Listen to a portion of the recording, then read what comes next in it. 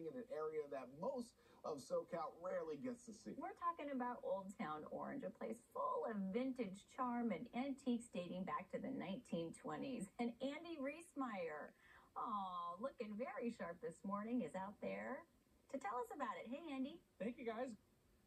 Good morning. Yeah, we are here live in Old Town Orange. We wanted to take you to a place that maybe you don't think of when you think of Orange County. You know, maybe you think of the OC, you think of like Marissa Cooper and Newport Beach. Like, no, this is a little bit different.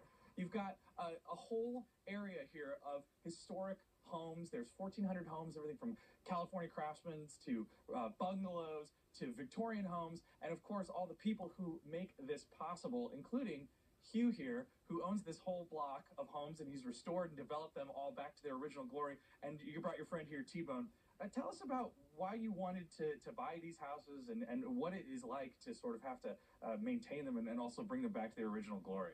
So in 2016, the block of homes hit the market for the first time in about 60 years. I saw it, basically had $3,200 in the bank and said, let's take a run at it. I bought it and spent the next 3 years restoring it.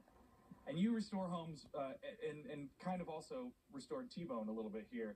He's a rescue, and he had a funny story of how you came to him. T-Bone is much like the homes. He was kind of a dilapidated mess. Basically, I got him out of the pound, and he'd been hit by a car, hence the name T-Bone. We patched him up, and 12 years later, here we are. And we have some video, I think, of the restoration process. These homes were in some difficult shape when you got them, but you decided not to just redo them and make them maybe builder spec. You were like, no, I'm going to make them go back to the original charm, all the details. I mean, it's a meticulous restoration process. What goes into this kind of work? Well, part of it is just the research itself, finding the right products, finding the right old items that need to go back into the house, and then ultimately the goal is to make a house just amazing and beautiful for the tenants. And you rent these to people, and you also have open houses every once in a while. We do have open houses every once in a while. We're working on another house. The next open house will be around that new house, which is a new house in Old Town. And once we get that one done, we'll have an open house for the public. We charge $5 for people to come in. We donate all the money to charity. I love that. Okay, so let's go back inside here to one of the homes here on Palmyra Avenue.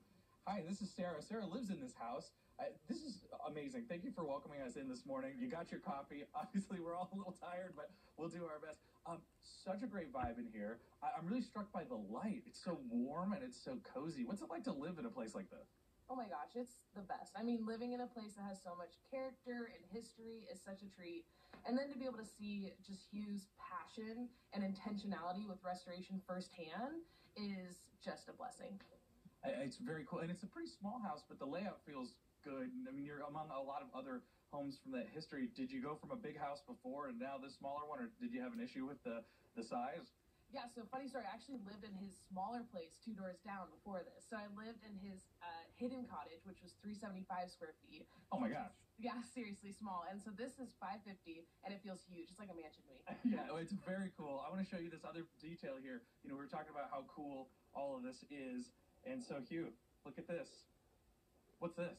So one of the things we do is whenever we restore a house like this is ultimately the goal is to bring in the best materials, the best craftsmen to create the best product. So this is literally a mural of the 1886 original fountain down in the plaza.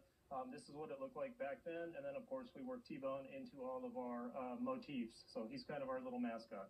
I love that. Well, very cool. You can come and check out Hugh's places whenever you have an open house, of course, but also on his Instagram, Historic Homes, or Historic Home Row. There's some information on your screen there if you want to come check it out. But like I said, we're going to be down here in Old Town Orange all day, just kind of hanging out, exploring a little bit, meeting the community, talking to people. Next time, I know you're hungry, so we're going to go grab some breakfast down at the filling station for our next hour. Send it back to you in Hollywood.